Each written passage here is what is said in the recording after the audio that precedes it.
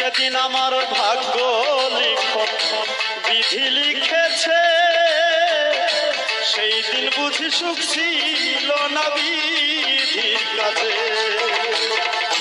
যেদিন আমার ভাগ্য লিখন বিধি লিখেছে সেদিন বুঝি সুখ ছিল না বিধির কাছে। সুখ রাখিল